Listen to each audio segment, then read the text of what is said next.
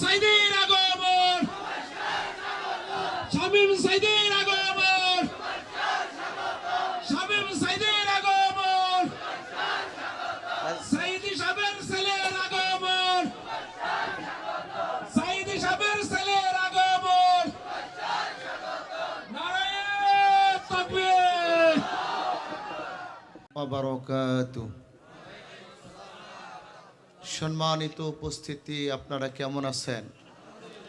যারা আল্লাহর কোরআন শুনতে এসেছেন, কোরআনের আইন কানুন নিয়ম নীতি বিধি ও বিধান মেনেই আল্লাহর কোরআন শোনা লাগবে, ঠিক কিনা? আল্লাহ আমাদেরকে নিয়ম দিচ্ছেন, আইন দিচ্ছেন, কানুন দিচ্ছেন। আল্লাহ বলছেন, ইয়া আইয়ুহাল্লাযীনা আমানু ইয়া আইয়ুহাল্লাযীনা আমানু ইযা ক্বিলা লাকুম। আমার ভাষা কি আপনারা বোঝেন? বোঝেন? তাহলে বুঝলে উত্তর দেন। এটা আজিমপুর গোরস্ত না জান্নাতের বাগান? তো জান্নাতের বাগানে মানুষ কি মন মারা হয়ে থাকে, বিষণ্ণতায় থাকে, না আনন্দে উদ্বেলিত থাকে, প্রফুল্ল থাকে? একজন মানুষ সত্যই যদি জান্নাতের বাগানে এসে থাকে, তাহলে সামনে যে শূন্যস্থান আছে পূর্ণ করে দেন। এক মুহূর্ত দেরি করবেন না। তারা আল্লাহর জান্নাত চান। যারা জান্নাত চাই কি চাই না? তাহলে সকলে সামনের দিকে, কারণ অনেকে দাঁড়ায় আছে। 1 ইঞ্চি হলো সামনে আসবেন। মুফাসসির বলতেছেন, কোরআনের সম্মানার্থে যারাই অগ্রসর হবে তারাই আল্লাহর জান্নাতে জায়গা পাবে। সুবহানাল্লাহ বললেন না? সকলে সামনের দিকে সালাম দিচ্ছি আবারও। আসসালামু আলাইকুম ওয়া রাহমাতুল্লাহি ওয়া বারাকাতুহু। ইন্নাল হামদালিল্লাহ إن الحمد لله الأكرم الذي خلق الإنسان وكرم وعلمه من البيان ما لم يعلم فسبحان الذي لا يحصى امتنانه باللسان ولا بالقلم ونشهد أن لا إله إلا الله وحده لا شريك له ونشهد أن سيدنا ومولانا محمدا عبد الله ورسوله الذي أرسله بالحق بشيرا ونذيرا وداعيا إلى الله بإذنه وسراجا. أحدثكم حديثا عن الدجال ما حدث به نبي قومه إنه أعور. وقال رسول الله صلى الله عليه وسلم في الحديث الأخرى ما بين خلق آدم إلى قيام الساعة خلق أكبر من الدجال إن الله وملائكته يصلون على النبي يا أيها الذين آمنوا صلوا عليه وسلموا تسليما. اللهم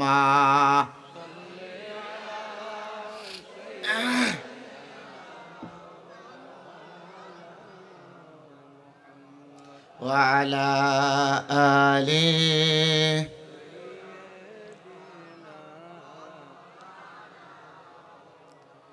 إن القياريح الصبا يوما إلى أرض الحرام بلغ سلامنا روضة فيها النبي المحترم. اللهم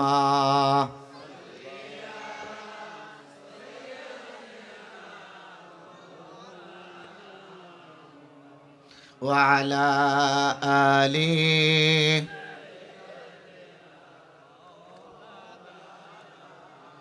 নেতার মতো নেতা যখন পাই না কোথাও খুঁজে, কান্দি আমি কান্দি শুধু এই দুটি চোখ বুজে। নেতার মতো নেতা যখন পাই না কোথাও খুঁজে, কান্দি আমি কান্দি শুধু এই দুটি চোখ বুজে। তখন তোমার বদর উহুদ, তখন তোমার বদর উহুদ যোগাই প্রেরণা। রসুল আমার কাজে কর্মে অনুপ্রেরণা। আল্লাহুম্মা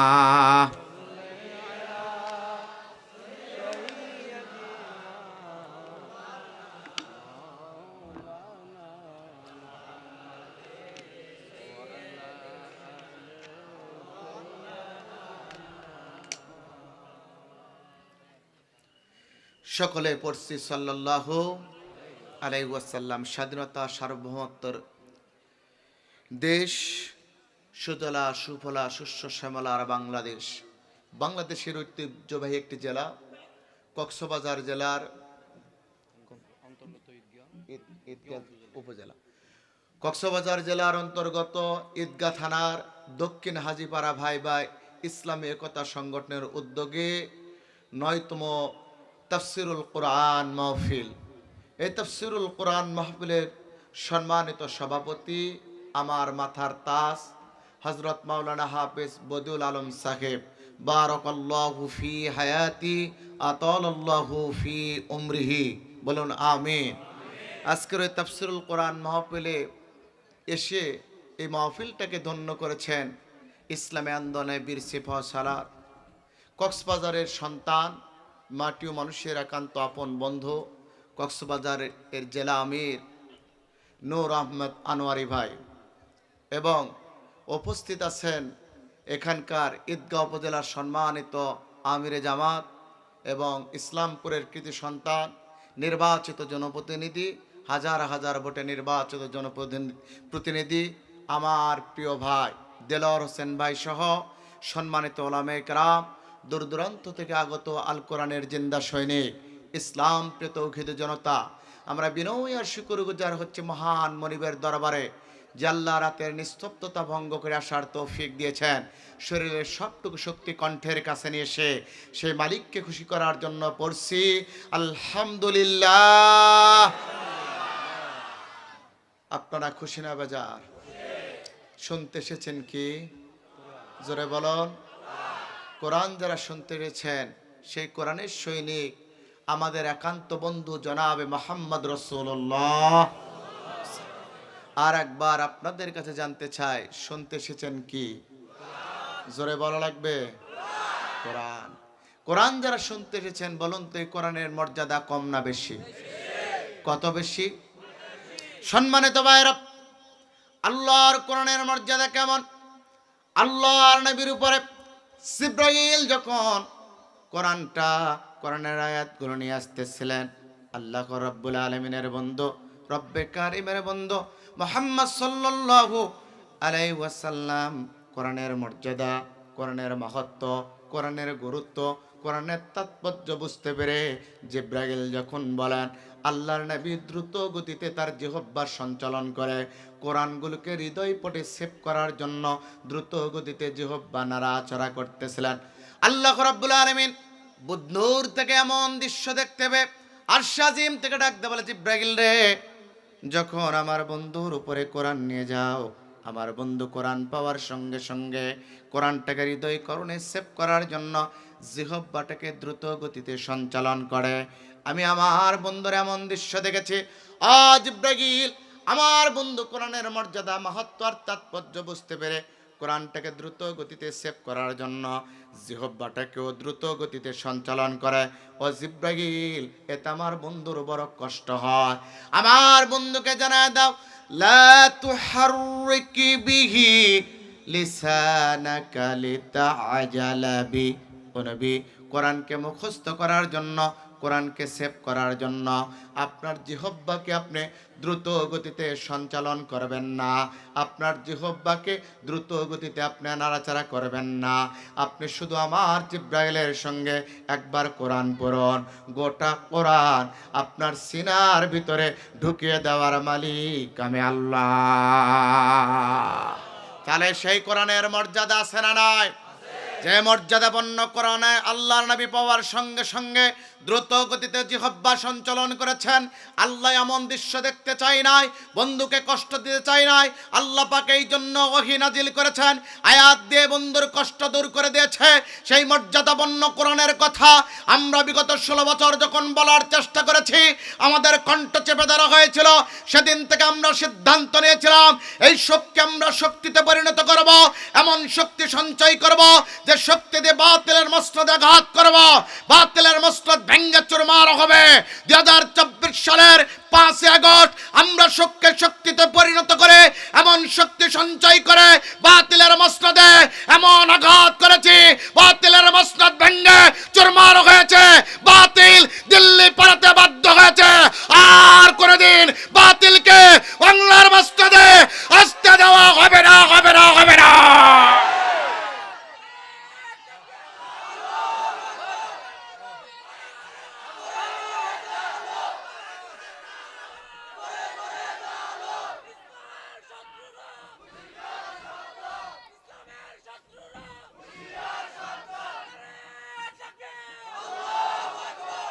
আমরা শুধুমাত্র দূর দূরান্ত থেকে শুনেছি ইসলামী আন্দোলনের নির্ভর যোগ্য একটা জায়গা, সেটা হলো কক্সবাজার। আজকে তারা প্রমাণ দিচ্ছে, ঠিক কিনা? কেননা আমরা অনেক জায়গায় প্রমাণ দিয়েছি, সামনেও দেব ইনশাআল্লাহ। সম্মানিত ভাইরা, সেই মর্যাদাপন্ন কোরআন যখন আল্লাহর নবীর উপরে নাজিল হয়, আল্লাহ পাক যখন আয়াত নাজিল করলেন, আল্লাহর নবী স্বাভাবিক গতিতে এবার আল্লাহর নবী কোরআনটা হৃদয় করণে সেভ করলেন। এইবার বিশ্ব নবীকে ডাক দিয়ে জিব্রাইল বলে, হুজুর এই কোরআনটা আপনার উপরে নাজিল হয়েছে, আপনি তার মর্যাদা, মাহাত্ম্য আর গুরুত্ব বুঝতে পেরে আপনি কোরআনটাকে হৃদয় করণে সেভ করে নিয়েছেন। আপনার উম্মতদেরকে এই কোরআনের মর্যাদা মাহাত্ম্য বোঝানোর জন্য আল্লাহ পাক আরশে আজিম থেকে এইবার আপনার প্রতি নতুনভাবে আয়াত নাজিল করে দিচ্ছে। হুজুর ডাক দিয়ে বলে, জিব্রাইল কি সেই আয়াত? জিব্রাইল ডাক দিয়ে বলে, হুজুর এই কোরআনে একটা লক্ষ্য উদ্দেশ্য আছে। যেমন তামাম পৃথিবীতে কোনো কিছু যখন তৈরি করা হয় তার একটা লক্ষ্য উদ্দেশ্য আছে না নাই?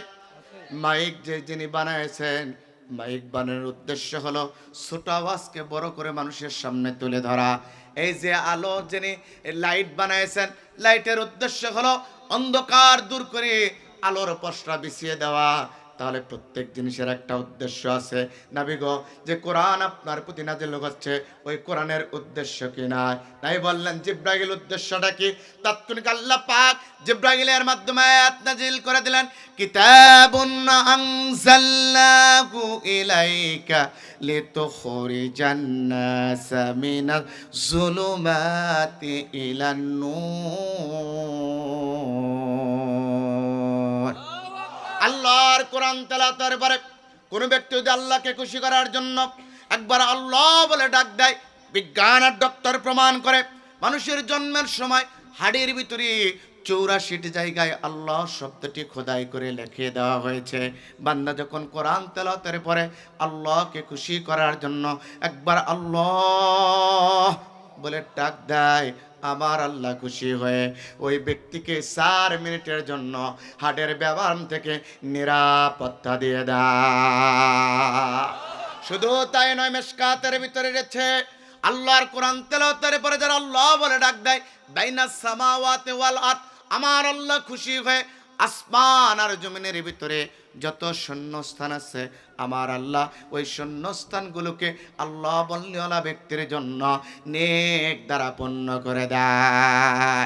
এখানে সীমাবদ্ধ নয়, 21 শতাব্দীতে বিজ্ঞানীদের কাছে সবচাইতে উজ্জ্বলতম গবেষণা হলো মহাকাশ গবেষণা। 21 শতাব্দী পর্যন্ত বিজ্ঞানীরা গবেষণা করে করে মহাকাশ পর্যন্ত যেতে পেরেছে। আরে বিজ্ঞানীদের দৌরাত্ম নেই, কিন্তু আল্লাহর কোন গোলাম যখন কোরআন তেলাওয়াতের পরে একবার আল্লাহ বলে ডাক দেয়, আমার আল্লাহ খুশি হয়ে ওই আওয়াজটাকে এত পাওয়ারফুল বানা দেয়, ও বান্দা মাটির ধুলির আসনে বসে আল্লাহ বলে ডাক দিয়েছে। কিন্তু এই ডাকটা দুলক বুলক সারিয়ে চন্দ্র সূর্য মারে সাত আসমান পারিয়ে আমার আল্লাহর বাড়ি আর সে মাল্লা পর্যন্ত পৌঁছে যায়। এবার বরং কোরআন তেলাওয়াতের পরে স্লোগান হবে কার? আল্লাহ ডাক দিচ্ছেন, কিতাবুন আনজালনাহু ইলাইকা লিতুখরিজান নাসা মিনাস যুলুমাতি ইলান নূর।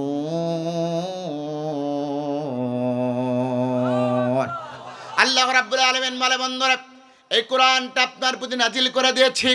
এই কোরআন নাজিলের উদ্দেশ্য হলো দিশেহারা, লাঞ্ছিত, গঞ্চিত, বঞ্চিত, অপমানিত মানুষদেরকে ও নবী দিশেহারা, লাঞ্ছিত, গঞ্চিত, বঞ্চিত, অন্ধকারে নিমজ্জিত আল্লাহর জাহান্নামে যাওয়া মানুষদেরকে আমার কোরআন অর্থাৎ আল্লাহর কোরআনের আলোয় আলোকিত করে জান্নাতের পথে ফিরে আনার জন্য আমি আল্লাহ কোরআন নাজিল করে দিয়েছি। কথাকার? জোরে বলেন কথাকার? তাহলে জাহান্নামের পথ থেকে ফিরে এনে জান্নাতের পথে নিয়ে আসার জন্য কোরআন যিনি নাজিল করেছেন তিনি কে? সেই কোরআন মানা লাগবে কিভাবে? আল্লাহর নবী এবার বলছেন, মান জাআলাল কুরআনা আমামাহু ক্বাদাহু ইলাল জান্নাহ। যে ব্যক্তি কোরআনকে সামনে রেখে কোরআনের অনুসরণ করে, কোরআনের অনুকরণ করে, কোরআন ভিত্তিক জীবনযাপন গঠন করে, এমনকি কোরআনের রাষ্ট্র কায়েম করে, আল্লাহ রাব্বুল আলামিন কিয়ামতের ময়দানে তাদেরকে ওই কোরআন তাদেরকে নেতৃত্ব দিয়ে দিয়ে আল্লাহর জান্নাতে নিয়ে যাবে। তাহলে কোরআন ভিত্তিক জীবন গঠন করে কোরআনের সমাজ কায়েম করলে কোরআন যে জান্নাতে নিয়ে যাবে, এই ফতোয়া যিনি দিয়েছেন তিনি কে? শুধু তাই নয়, আল্লাহর নবী ইকামাতু হাদ্দিম মিন হুদুদিল্লাহ খায়রুম মিন মাতারি 40 লাইলাতাম ফি বিলাদিল্লাহ। আল্লাহর নবী বলছেন শুধুমাত্র কোরআনটাকে মানায় নয়, বরং যারা কোরআনটাকে মেনে কোরআনের সমাজ কায়েম করে ওই সমাজের ভিতরে আল্লাহর কোরআনের একটা আইন প্রতিষ্ঠা করে দেয়, একটা আইন প্রতিষ্ঠা করে আল্লাহ রাব্বুল আলামিন 40 লাইলাতান ফি বিলাদিল্লাহ, ওই রাষ্ট্রের উপরে 40 বারেরও অধিক আমার আল্লাহ রহমতের বৃষ্টি দিয়ে দেয়। ওয়ালা তাজাউনা ফি মাতারিহা, নবী বলছেন শুধুমাত্র আমি বৃষ্টি দেই, এই 40 বার যে বৃষ্টি দেয় তোমরা মনে করবা গজব। না না না, এই বৃষ্টি দেওয়ার উদ্দেশ্য হলো আসমান আর জমিনের যত বরকতের দরজা আছে সকল বরকতের দরজা খুলে দিব, উন্মুক্ত করে দিয়ে ওই জাতির লোকদেরকে অন্ধকার থেকে বের করে নিয়ে এসে আলোর দিকে আমি আলোর দিকে দেখে দিব, আলোর দিকে পরিচালিত করব। আর ওই রাষ্ট্রের লোকদেরকে আমি গরিব থেকে আমি আল্লাহর কোরআন দ্বারা ওদেরকে ধনী বানায় দেব। কথা কার? প্রমাণটা কোথায়?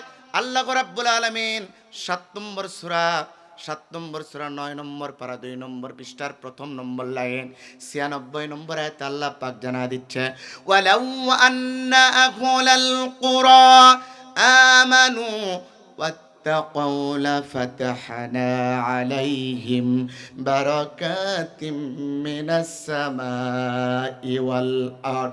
আল্লাহ রাব্বুল আলামিন বলেন, কোন দেশের রাষ্ট্র ব্যবস্থা, সমাজ ব্যবস্থা আর অঞ্চল যদি আল্লাহর কোরআন দ্বারা পরিচালনা করা হয়, আল্লাহ রাব্বুল আলামিন ওই রাষ্ট্রের লোকদের জন্য, ওই অঞ্চলের লোকদের জন্য, ওই সমাজের লোকদের জন্য আসমান আর জমিনের যত বরকতের দরজা আছে আমার আল্লাহ সকলের বরকতের দরজা খুলে দিয়ে ওই জাতির লোকদেরকে আমার আল্লাহ ধনী বানা দিবেন। কথা কার?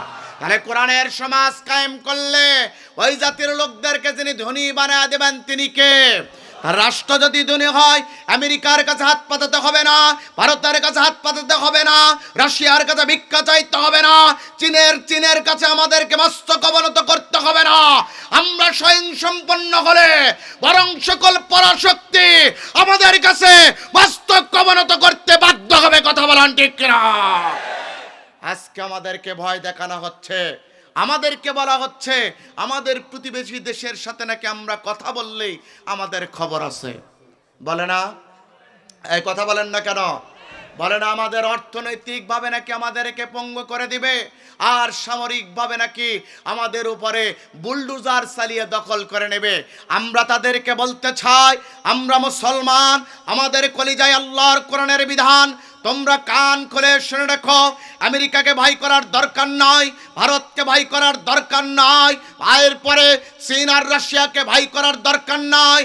ভারতের জনশক্তি বেশি হতে পারে, ভারতের ভূখণ্ড বড় হতে পারে, ভারতের সামরিক শক্তি বেশি হতে পারে, ভারতের সুপারসনিক বোমা থাকতে পারে, ভারতের পারমাণবিক বোমা থাকতে পারে, ভারতের জনসংখ্যা আর সামরিক শক্তি বেশি হতে পারে, অর্থনৈতিক বাজেট বড় হতে পারে, কিন্তু ভারতের একটা জিনিস নাই, তার নাম কি?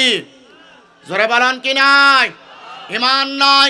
কিন্তু বাংলাদেশের জনসংখ্যা কম হতে পারে, আমাদের অর্থনৈতিকভাবে আমাদের শক্তি কম থাকতে পারে, সামরিক শক্তি কম থাকতে পারে, ভূখণ্ড আমাদের ছোট হতে পারে, কিন্তু মুসলমানদের হৃদয় করে একটা জিনিস আছে, তার নাম হলো ইমান। কথা বলুন, তার নাম কি? সুতরাং আমরা যদি ইমানের বলে বলিয়ান হয়ে আল্লাহর উপর ভরসা করে বাংলাদেশের দেশপ্রেমিক সেনাবাহিনীকে সঙ্গে নিয়ে 18 কোটি মানুষদেরকে সঙ্গে নিয়ে 18 কোটি মানুষগুলো কাঁধে কাঁধ মিলিয়ে সেনাবাহিনীর সঙ্গে কাঁধে কাঁধ মিলিয়ে বাংলাদেশের মাদ্রাসাগুলোকে মিনি ক্যান্টনমেন্ট হিসেবে ঘোষণা করে আমরা যদি সামনে অগ্রসর হই, যে শক্তি আসুক না কেন মুসলমানদের সাথে পারবে না। মুসলমানরা দিল্লির কেল্লায়, দিল্লির মসজিদে কালেমার পতাকা উত্তোলন করবে, কেউ ঠেকাতে পারবে না, পারবে না, পারবে না।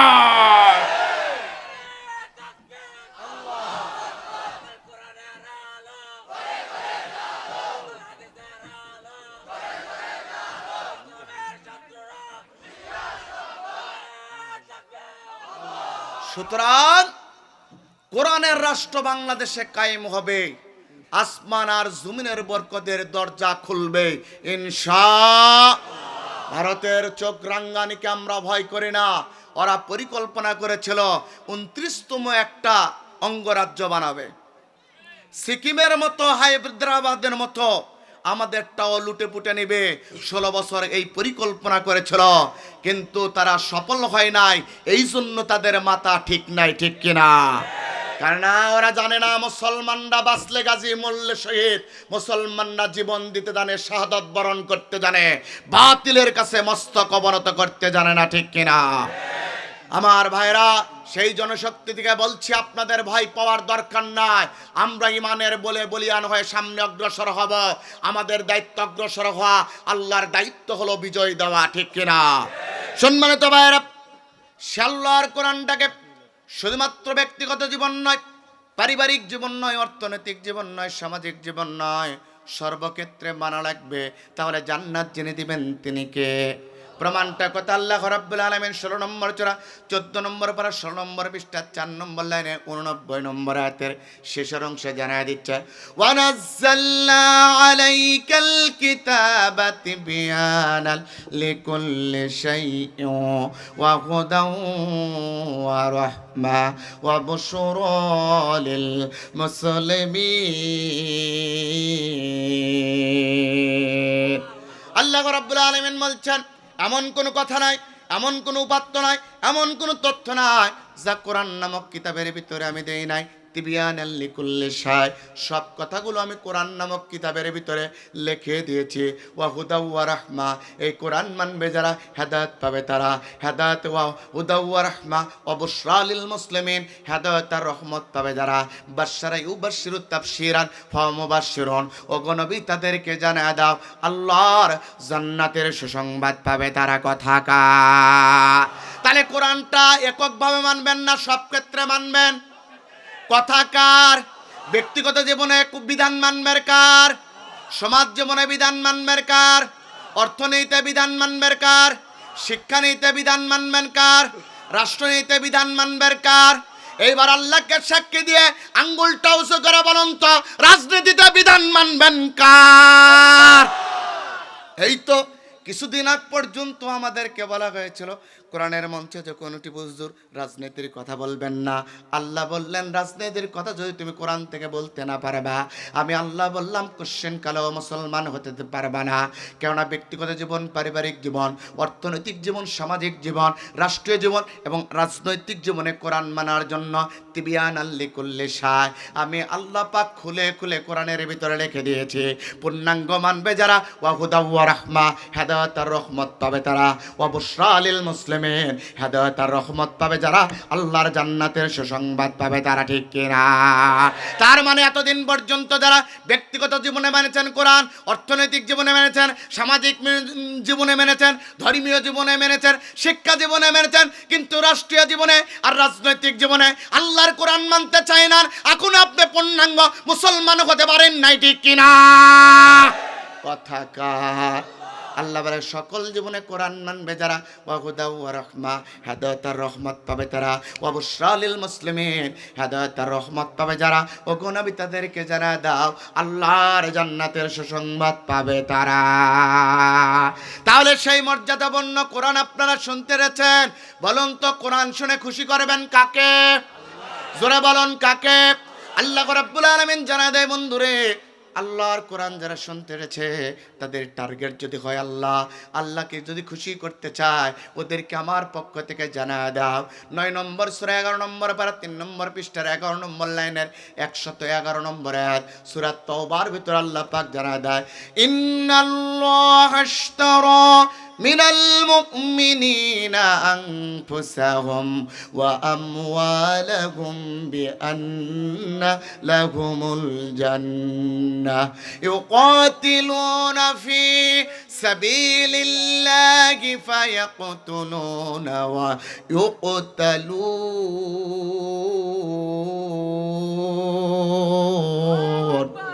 আল্লাহ রাব্বুল আলামিন বলেন, নবী গো, যারা কোরআন শুনতে রয়েছে ওদের টার্গেট যদি হয় আল্লাহ, ওদেরকে জানা দে ওদের কাছ থেকে আমি 2টা জিনিস চাই, একটা হলো জান আর একটা হলো মাল। আমি জানের কুরবানি আল্লাহর রাস্তায় চাই, আমি মালের কুরবানি আল্লাহর রাস্তায় চাই।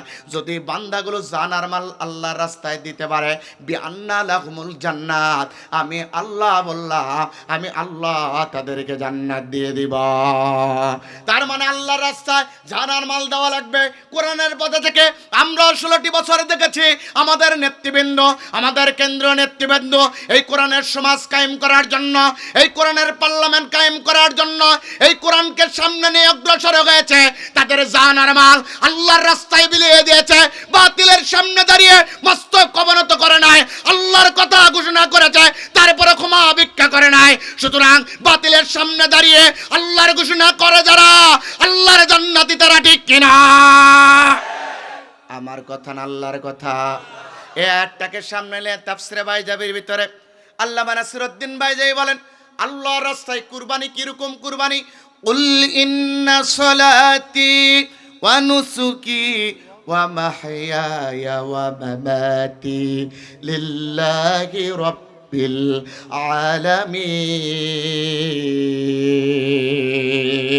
আল্লাহ রাব্বুল আলামিন বললেন, রে বন্ধু শোনো শোনো, জান্নাত যদি পেতে চাও 4টা জিনিসের আমার কাছে ওয়াদা করা লাগবে, বলা লাগবে। আমার নামাজের কুরবানি হবে আল্লাহর জন্য, আমার জীবনের কুরবানি হবে আল্লাহর জন্য, আমার মরণের কুরবানি হবে আল্লাহর জন্য, আমার সময়ের কুরবানি আর গরু কুরবানি হবে আল্লাহর জন্য। যদি বান্দা বলতে পারে এই 4টি হবে আল্লাহর জন্য, আমি আল্লাহ বললাম আমি আল্লাহ হব তাদের জন্য।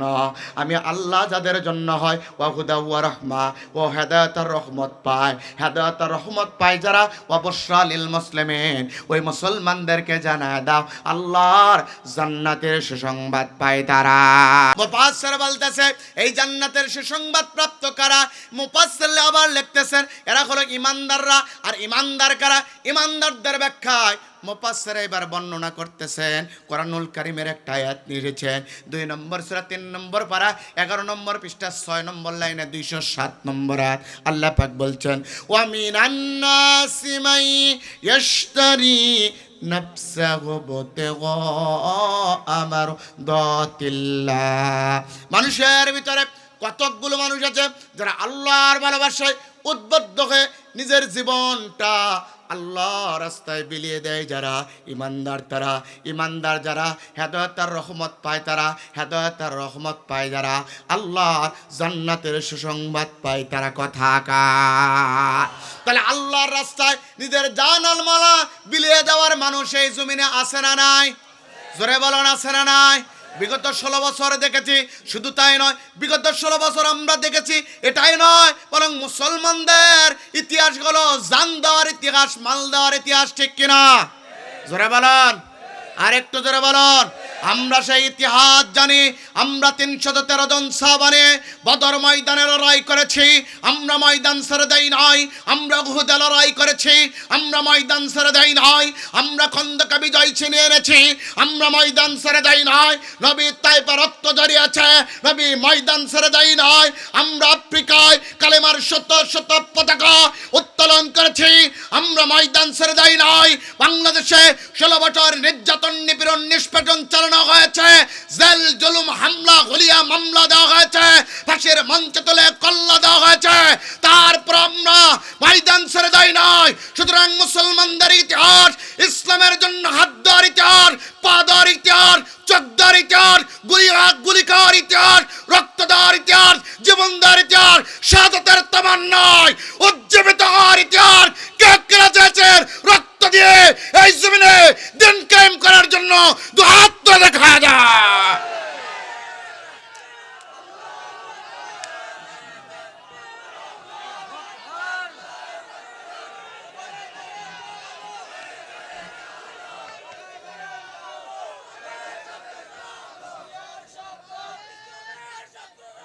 দেখেন সায়া, দেখেন যুবক, তাকবীর কাকে বলে? এরা হলো মর্দ মুজাহিদ, ইসলামী আন্দোলনের কর্মী। মাজুর হয়ে গেছে, এরপরে ইকামত আন্দোলনের পক্ষে স্লোগান দেওয়া ভরে নাই। কারণ আমাদের স্লোগানের শক্তি নারায়ে তাকবীর, ঠিক কিনা?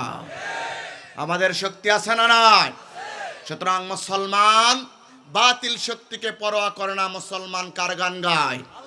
জোরে বলেন কার? সম্মানিত ভাইরা, আল্লাহ রাব্বুল আলামিন বলছেন কোরআনের সমাজ কায়েম করা লাগবে, কোরআন ভিত্তিক জীবন গঠন করা লাগবে। তাহলে হুদা ওয়া রাহমা, হেদায়েতের রহমত দিবে। যখন বাংলাদেশে 16 বছর পর জালিমকে, দুনিয়াতে জালিমকে বাংলাদেশ থেকে বিতাড়িত করে, টেকটাপ থেকে তেতুলিয়া, রূপসা থেকে পাতরিয়া, সুন্দরবন থেকে বান্দরবন পর্যন্ত যখন কোরআনের কথা, কোরআনের সমাজ কায়েম করার কথা হচ্ছে, তখনই ভারতের মদত পুষ্ট হয়ে একদল ব্যক্তি বলতেছে ওদের নেত্রী নাকি সীমান্তের আশেপাশে আছে, শট করে ঢুকে পড়বে। কি করবে? শট করে ঢুকে পড়বে। আমরাও বলি ম্যাডাম আসুন, আপনি শট করে ঢুকে পড়বেন, আমরা কট করে ধরে ফেলব, ঠিক না? আপনি শট করে আসবেন, আমরা কট করে ধরবো, আয়না করে ঢুকে দিব। কারণ আপনার বয়স হয়েছে কিন্তু ক্ষমতার লজ্জায় নাই, ঠিক কিনা?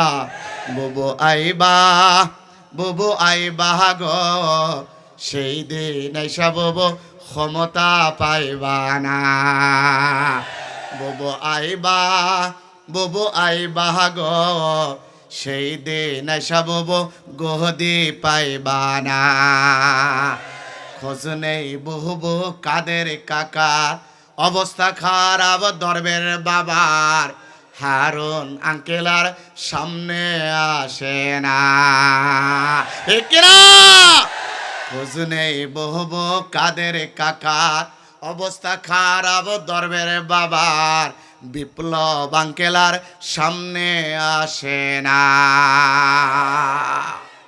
নেতা কর্মী জেলের ভিতর, আপনি আছেন বুবু ভয়ের ওপর। নেতা কর্মী জেলের ভিতর, আপনি আছেন বুবু ডরের ওপর। কখন যেন গ্রেপ্তারের অর্ডার। বুবু আইবা, বুবু আইবা গো, সেই দিন আইসা বুবু ক্ষমতা পাইবা না। খোঁজ নেই বুবু কাদের কাকার, অবস্থা খারাপ দরবের বাবার, হারুন আঙ্কেলার সামনে আসে না। বয়স তোমার 80 বছর, ডাকছে বুবু তোমায় কবর। বয়স তোমার 80 বছর, ডাকছে বউ তোমায় কবর, কাফন হইবে কোথায় সেইটা ভাবলা না। এই বুবু আমাদের নেতৃবৃন্দদেরকে কাফন আর দাপন দিতে দেবে না। আজকে আপনার কাফন কোথায় হবে জনগণ কেউ জানে না, ঠিক কিনা? সুতরাং খবরদার, ইতিহাস হলো মারাত্মক। কার প্রক্সি নিয়ে কি করতেছেন আপনি বোঝায়। আপনি এখনো সুযোগ থাকলে জনগণের কাছে ক্ষমা চান। জনগণের কাছে ক্ষমা আছে।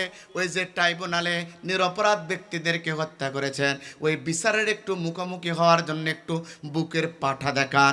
জনগণ দেখতে রাজি আছে আপনি কোন বাবার সন্তান। কেননা এতদিন বাবার গান গাইতে গাইতে টেকটাপ থেকে তেতুলিয়া, রূপসা থেকে পাতুরিয়া, সুন্দরবন থেকে বান্দরবন পর্যন্ত মুখে ফেনা উঠেছিল, ঠিক কিনা? আর এর বিপক্ষে কেউ কথা বললে তাদের উপর জুলুম আর নির্যাতনের স্টিমুলার চালানো হয়েছিল, ঠিক কিনা? যার প্রমাণ আমরা দেখেছি। আমরা ফেরাউনের গল্প শুনেছি, ফেরাউনকে আমরা দেখি নাই। আমরা হামানের গল্প শুনেছি, আমরা হামানকে দেখি নাই। আমরা নমরুদের গল্প শুনেছি, নমরুদকে দেখি নাই। আমরা হিটলারের গল্প শুনেছি, হিটলারকে দেখি নাই। আমরা মুসলিনের গল্প শুনেছি, মুসলিনীকে দেখি নাই। আমরা চেঙ্গিস খানের গল্প শুনেছি, আমরা চেঙ্গিস খানকে দেখি নাই।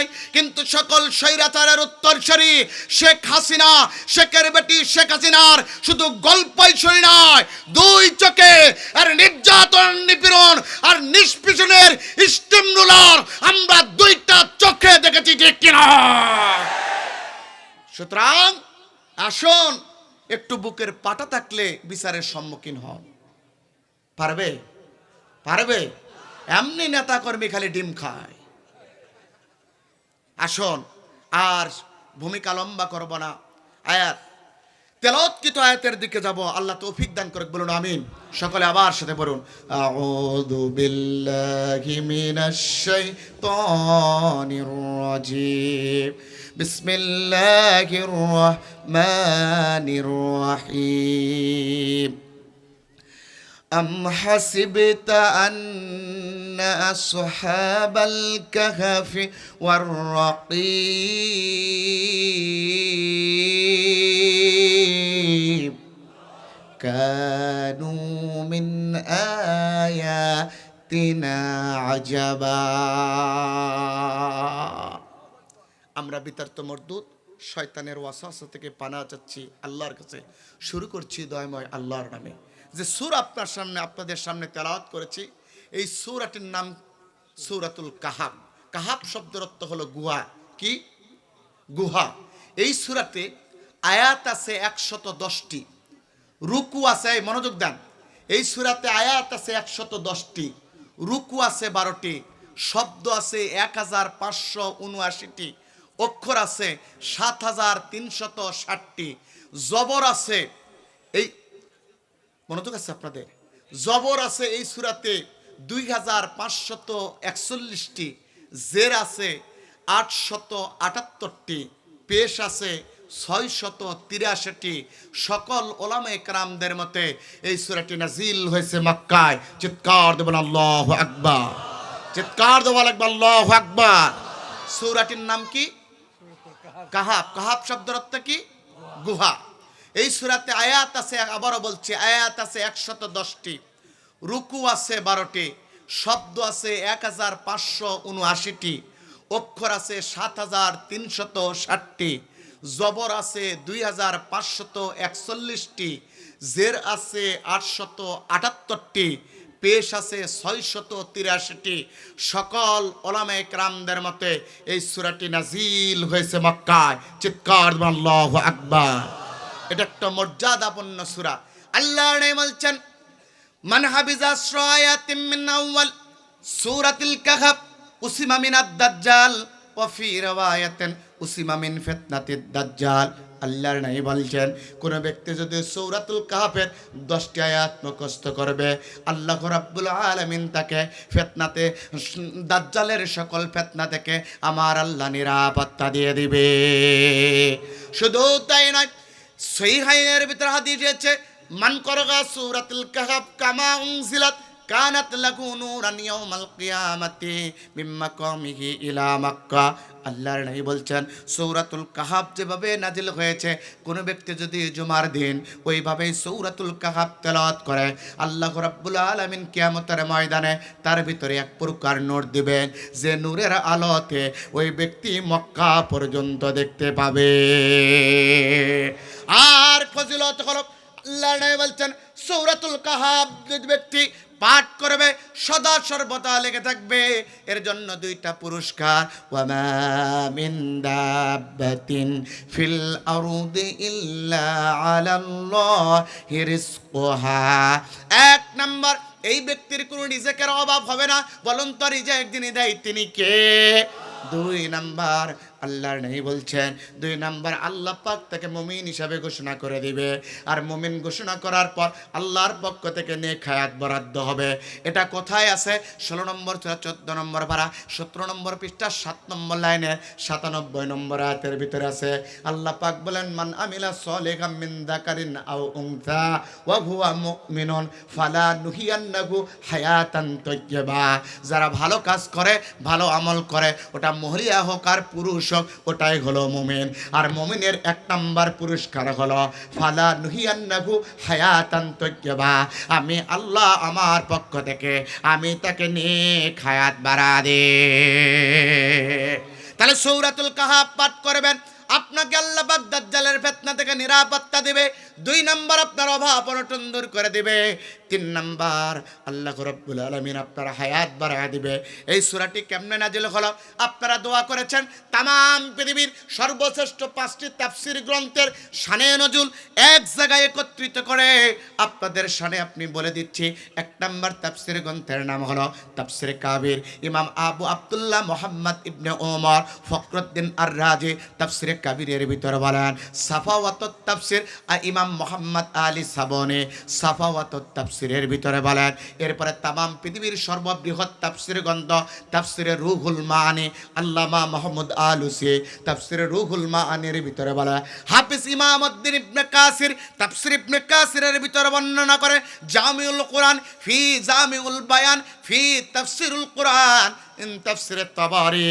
ইমাম আবু জাফর মুহাম্মদ ইবনে আব্দুল্লাহ জারির আত-তাবারি তাফসীরে তাবারির ভিতরে এর শানে নজল বর্ণনা করেছেন। এই 5টি তাফসীর গ্রন্থ একত্রিত করেছি। আর কামেল ক্লাসে একটা কিতাব পড়েছি, কিতাবটার নাম হলো লুবাবুন নকুল ফি আসবাবিন নুজুল, লিখেছেন আল্লামা জালালউদ্দিন সুয়ুতী আশ-শাফি রাহমাতুল্লাহি আলাইহি। ইনি কত বড় একজন আল্লাহর ওলি ছিলেন। আল্লামা জালালউদ্দিন সুয়ুতী আশ-শাফি বলতেছেন আমি ঘুমের জগৎ নয়, আমার মর্যাদা কেমন আমি জানি না। ও পৃথিবীর মানুষেরা শুনে নাও, আমি ঘুমের ঘর নয়, তন্দা অবস্থা নয়, বরং জাগ্রত অবস্থায় একবার নয়, দুইবার নয়, 70 বারের অধিক আমি আমার রাসূলকে দেখেছি। ওয়া সাহিবুল কাশ, এত বড় একজন দরজাল ওলি ছিলেন আল্লামা জালালউদ্দিন সুয়ুতী আশ-শাফি। এই আল্লামা জালালউদ্দিন সুয়ুতী আশ-শাফি লুবাবুন নকুল ফি আসবাবিন নুজুলের ভিতরে বর্ণনা করেন। আব্দুল্লাহ ইবনে আব্বাসের বর্ণনা বলেন আল্লাহর নবী যখন মক্কাতুল মুকাররমায় দিনের প্রচার শুরু করলেন, বিশ্বনবী মক্কাতুল মুকাররমার ভিতরে দিনের প্রচার শুরু করলেন, নবুয়তের চর্চায় কাফেররা দেখি আল্লাহর নবীর বিরোধিতা শুরু করলেন। কারণ বিশ্বনবী হলেন নম্র, বিশ্বনবী হলেন ভদ্র, বিশ্বনবী হলেন শালীন মানুষ যেটাই দাওয়াত দেয় সেটাই মানুষের হৃদয়ে দাগ কাটে। আর মানুষগুলো দলে দলে ওই দিকের ভিতরে আসে, ঠিক কিনা?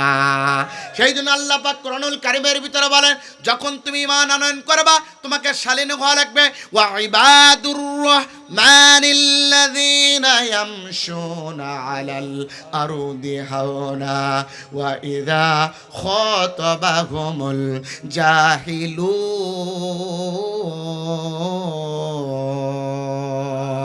আল্লাহ বলেন রহমানের বান্দা তারা, এই সমাজে নম্র ভদ্র শালীন যারা রহমানের বান্দা হলো তারাই। আল্লাহর নবী সমাজের ভিতরে কোরআনের দাওয়াত দেওয়া শুরু করলেন। বিশ্বনবীর নম্রতা, ভদ্রতা, শালীনতায় মানুষ মুগ্ধ হয়ে ইসলামের সুশীল ছায়া দলে আসতে শুরু করলো। আল্লাহর নবীর দল ভারী হলো, আবু জেহেলের দল ছোট হতে লাগলো। তখন আবু জেহেল আল্লাহর নবীর বিরুদ্ধে ষড়যন্ত্র শুরু করলো। আজকেও আপনারা দেখেন বিগত 16 বছর ইসলামী আন্দোলনের কর্মীদের জনশক্তি তেমন ছিল না।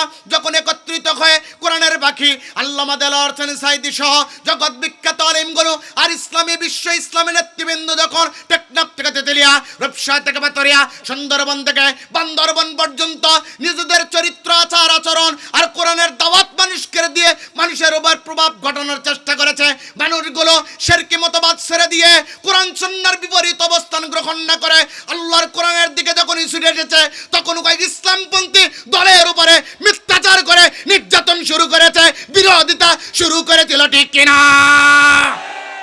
আল্লাহর নবী মুহাম্মদ সাল্লাল্লাহু আলাইহি ওয়াসাল্লাম যখন মানুষকে দাওয়াত দেওয়া শুরু করলেন, আল্লাহর নবীর উপরে নির্যাতন নিপীড়ন শুরু করে দেওয়া হলো। আল্লাহর নবী তারপরে কোরআনের দাওয়াত দেওয়া শুরু করলেন, কারণ আল্লাহ পাক বলছে ওয়া আনযির আশিরাতাকাল আকরাবিন। ও নবী, আপনার দায়িত্ব হলো আপনার নিকটবর্তী আত্মস্বজনকে দিয়ে কোরআনের দাওয়াত শুরু করবেন। আল্লাহর নবী কোরআনের দাওয়াত দেয় যেখানে, দলে দলে মানুষ আল্লাহর কোরআনের ছায়া তলে আসে সেখানে। আল্লাহর নবী যায় যেখানে, মানুষগুলো বিশ্ব নবীর ভালোবাসায় মুগ্ধ হয়ে কোরআনকে, কোরআনের বিধান মেনে নেয় সেখানে। এমন দৃশ্য হলো যখন যেখানে মিথ্যা তহমত বিশ্ব নবীর নামে ছড়ানো হলো তখন সেখানে। আজকেও বাংলাদেশের দিকে তাকান, বিগত 16 বছর কোরআনের কর্মীরা গেছে যেখানে, দলে দলে মানুষ হয়েছে সেখানে। আর মানুষ হয়েছিল যেখানে, ওই দলে দলে মানুষের সামনে ওই কোরআন প্রেমীদের নামে মিথ্যাচার, রাজাকার, আলবদর আর শামস নামে মিথ্যাচার করা হয়েছিল সেখানে, ঠিক কিনা? মিলায়ালান তাফসির হলে মিলে দেওয়ার দিনে তাফসির এমন তথ্য দিয়ে যাব জাতির লোকরা কখনো শোনেন নাই। কয়েকটা তাফসির গ্রন্থ থেকে একত্রিত করছি, শুধুমাত্র মনোযোগ দেন। সম্মানিত ভাইয়েরা, আল্লাহর নবীর বিরুদ্ধে প্রপাগান্ডা শুরু হলো। 16 বছর পূর্ব বাংলাদেশের ইসলাম প্রিয় ব্যক্তিদের বিরুদ্ধে প্রপাগান্ডা ছিল কি ছিল না? আল্লাহর নবীর বিরুদ্ধে প্রপাগান্ডা শুরু হলো। আল্লাহর নবীকে কয়েকজন ব্যক্তি মিলে ধরা হলো, 17টা চ্যালেঞ্জ দেওয়া হলো। মুহাম্মদ বলো এই 17টা চ্যালেঞ্জ পূরণ করতে পারবা কিনা? যদি 17টা চ্যালেঞ্জ পূরণ করতে পারো, তোমার তৌহিদের কালেমা পড়ে মুসলমান হয়ে ঘরে ফিরে যাব। আল্লাহর নবীকে চ্যালেঞ্জ দেয় যেখানে, বিশ্ব নবী চ্যালেঞ্জের মোকাবেলা করে প্রশ্নের উত্তর দিয়ে কোরআনের দাওয়াত দেয় সেখানে। বিগত 16 বছর আমাদেরকে চ্যালেঞ্জ দেওয়া হয়েছিল যেখানে আমরা প্রত্যেকটি প্রশ্নের খণ্ডন করে দিয়ে উত্তর দিয়ে বিজয় লাভ করেছিলাম সেখানে। এই জন্য তাদের মাথা গরম, ঠিক কিনা? আল্লাহর নবী 17টি প্রশ্নের চ্যালেঞ্জ যখন মোকাবেলা করে উত্তর দিলেন যখন, তখন উতবা বিন রাবিয়া সিদ্ধান্ত নিল মুহাম্মদ সত্য নবী কিনা মুহাম্মদ জানা দরকার। এই জন্য মুহাম্মদকে আগে নবী হিসাবে স্বীকৃতি দেওয়ার দরকার নাই, অথবা হত্যার দরকার নাই। আগে মুহাম্মদ সত্য কিনা এটা জানা দরকার, কেন সত্য হয় চিরস্থায়ী, সত্যের দাপট চিরস্থায়ী, মিথ্যার দাপট ক্ষণস্থায়ী, ঠিক কিনা? যার প্রমাণ পেয়েছেন আমরা, এতদিন মিথ্যার দাপট করেছিল ওটা ক্ষণস্থায়ী ছিল, আর আমরা সত্যের দিকে ছিলাম। এই জন্য জেল জুলুম ফাঁসির মঞ্চে যাওয়ার পর আমরা ময়দান ছেড়ে দেয় নাই, ঠিক কিনা? সম্মানিত ভাইয়েরা, এই জন্য সত্যের দাপট হলো চিরস্থায়ী, মিথ্যার দাপট হলো ক্ষণস্থায়ী। আল্লাহর নবীকে পরীক্ষা করার জন্য উতবা বিন রাবিয়া সিদ্ধান্ত নিলেও মক্কার 2জন টাটকা কাফেরকে, বিশর মক্কার 2জন টাটকা কাফের, নজর ইবনে হারেস আর আব্দুল্লাহ ইবনে নজর ইবনে হারেস আর মুঈদকে, উকবা বিন আবি মুঈদ, এই 2জন ব্যক্তিকে তৎকালীন সময়ে মদিনার ইহুদি পণ্ডিতের কাছে পাঠানো হলো। মদিনার ইহুদি পণ্ডিতের কাছে পাঠানো হলো, মুহাম্মদ সত্য নবী কিনা জানাও। এইবার 2জন হাঁটি হাঁটি পা করে মদিনাতুল মুনাওয়ারায় ইহুদি পণ্ডিতের কাছে গেলেন। সঙ্গে সঙ্গে ইহুদি পণ্ডিতের কাছে উপস্থিত হয়ে বললেন, মক্কার বর্ষিয়ান রাজনীতিবিদ উতবা বিন রাবিয়া আপনার কাছে আমাদেরকে পাঠিয়েছে মুহাম্মদ সত্য নবী কিনা জানার জন্য। এইবার ইহুদি পণ্ডিত ডাকতে বলছে ওই মুহাম্মদকে, এইবার এরা বলছে এর নাম হলো মুহাম্মদ ইবনে আব্দুল্লাহ ইবনে আব্দুল মুত্তালিব, ও নাকি একটা ধর্ম প্রচারক। এইবার পণ্ডিত বলছে ও যদি ধর্ম প্রচারক হয় তাহলে বলো তো ওই ধর্ম প্রচারকের আবিষ্কার কোথা থেকে? এইবার নজর ইবনে হারেস বলতেছে ওই ধর্ম নাকি গুহা থেকে এসেছে।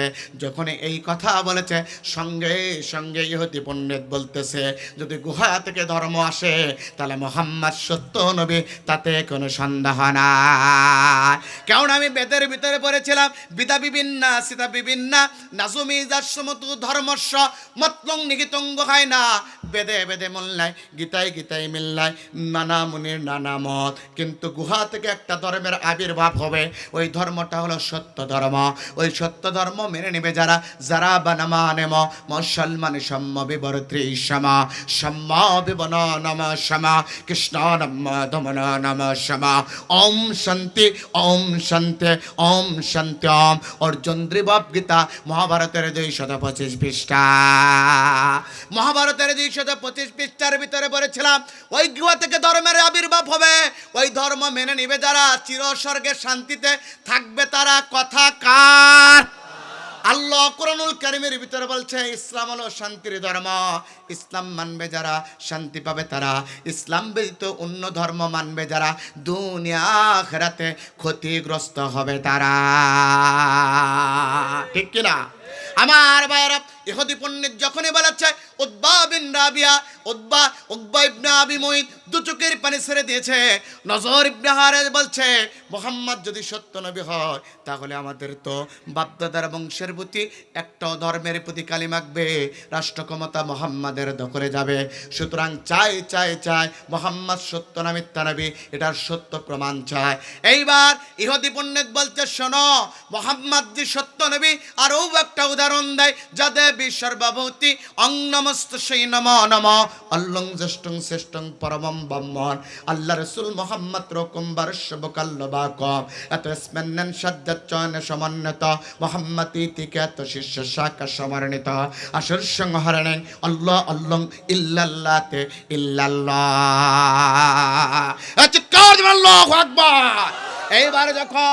এইবার যখন ইহুদি বলেছে কাঁপতে কাঁপতে নজর ইবনে হারেস জমিনের ভিতরে পড়ে গেছে। ইহুদি ডান হাতটা লাগায়া বুকের ভিতরে চাপ দিয়ে বলছে যখন মোহাম্মদ বলে ডাক দিয়েছে সঙ্গে সঙ্গে নজর ইবনে হারেস উঠে দাঁড়িয়েছে। এবার ইহুদি ডাক দিয়ে বলে ও নজর ইবনে হারেস, উকবা ইবনে আবি মুইত, দুইটা জায়গায় প্রমাণ হয়ে গেল। এক নাম্বার বাইবেল গীতা মহাভারত দ্বারা প্রমাণ হলো মোহাম্মদ হলো সত্য নবী। আর দুই নাম্বার তোমার হৃদয়ের মালিক হলো আল্লাহ। ওই মালিক সৃষ্টি করেছেন মোহাম্মদকে, নবী হিসাবে প্রেরণ করেছে। ওই মোহাম্মদের কথা বলে যখন হৃদয় পটে হাত দিয়েছে ওই আল্লাহ তোমাকে সুস্থ করে দিয়েছে। তার মানে মোহাম্মদ সত্য নবী, তাতে কোনো সন্দেহ নাই। উকবা বিন আবি মুইত দু চোখের পানি ছেড়ে দিয়েছে, বলছে না না না, এমন ভাবে মোহাম্মদকে আমরা পরীক্ষা করতে চাই না। মোহাম্মদকে শক্তিশালী ভাবে পরীক্ষা করতে চাই মোহাম্মদ সত্য নবী কিনা, মোহাম্মদ সত্য নবী কিনা, মোহাম্মদকে একটু কঠিনভাবে পরীক্ষা করতে চায়। এইবার ইহুদি পণ্ডিত বলছে তাহলে শোনো, মোহাম্মদকে তোমরা তিনটা প্রশ্ন করবা। এক নম্বর প্রশ্ন হলো ওই কোন সে বিস্ময়কর ঘটনা যা অতীতকালে যুবকদের মধ্যে সংগঠিত হয়েছিল, যুবকরা গুহার ভিতরে আশ্রয় গ্রহণ করেছিল। অতীতকালীন বিস্ময়কর ঘটনা কি মোহাম্মদের কাছে জানতে চাইবা। মোহাম্মদ যদি বলতে পারে মোহাম্মদ সত্য নবী, তাতে কোনো সন্দেহ নাই। আর দুই নম্বর হলো কোন সে বাদশা যে সারা পৃথিবী ঘুরেছিল, দুই নম্বর। আর তিন নম্বর হলো কুল, তিন নাম্বার হলো রূহ বা আত্মা। এটা তো দেখা যায় না, এটা খাসার ভিতরে যায়, ওটা কেমনে আসে যায়। মোহাম্মদকে বলবা এই তিনটা প্রশ্নের উত্তর যেন মোহাম্মদ ওহির মাধ্যমে দেয়। ওহির মাধ্যমে যদি দিতে পারে মনে করবা মোহাম্মদ সত্য নবী, আর যদি দিতে না পারে তোমরা ভেবে নেবা মোহাম্মদ মিথ্যা নবী, তাতে কোনো সন্দেহ না। কেননা আত্মা কি দেখা যায়? কথা বলে না। আত্মা কি দেখা যায়? খাসার ভিতরে আসে যায়। এই খাসার ভিতর থেকে কখন বের হয়ে যায়? ঘুমানোর সময় বের হয়ে যায়। ঘুম যখন ভেঙে যায় খাসার ভিতরে এসে যায়। এই জন্য একটা গান আছে, খাসার ভিতর অসীন পাখি কেমনে আসে যায়, ধরতে পারলে মন বেরি দিতে তাহার পায়। ঠিক কিনা? কেননা এই রাত্তাটা হলো একটা, এই দেহটা একটা খাসা। এই খাসার ভিতর রুহ নামক আত্মা কেমন করে আসে যায় কেউ তো জানে না। ইহুদি 3টা প্রশ্ন শিখিয়ে দিলেন। উকবা ইবনে আবি মুয়িত আর নজর ইবনে হারিস মক্কাতুল মুকাররমায় চলে আসলেন। আসার পর লক্ষ্য করে দেখলেন মুহাম্মদ ইবনে আব্দুল্লাহ ইবনে আব্দুল মুত্তালিব খানে কাবার সাথে হাতিমে কাবার সাথে আল্লাহর নবী পিকটা লাগায়া আকাশের দিকে তাকিয়ে আছে। এমন সময় 2জন টটকে কাফের আসলেন। নজর ইবনে হারিস উকবা বিন আবি মুয়িত এ ডাক দিয়ে বলছে, মুহাম্মদ, ও মুহাম্মদ, আমরা তো জানি তুমি হলে নবী, বলো তো তুমি কি সত্যই নবী? আল্লাহর নবী বললেন, না, আমি হলাম সত্য নবী, তাতে কোনো সন্দেহ না। এইবার উকবা বিন আবি মুয়িত বলতেছে, তুমি নবী মানলাম, কিন্তু তোমার নবীর স্তর কি? আল্লাহর নবী বললেন, আমি হলাম শেষ নবী, মাল্লা নবী গাবাদি, আমার পরে আর কোনো নবী আসবে না। এবার নজর ইবনে হারিস বলছে, মুহাম্মদ তুমি কি বোঝো না? মুখের কথা আমরা বিশ্বাস করি না। কুল হাতু বুরহানাকুম ইন কুনতুম সাদিকিন। দলিল দাও, দলিল দাও, ও মুহাম্মদ দলিল দাও। দলিল যদি দিতে পারো তাহলে বিশ্বাস করব।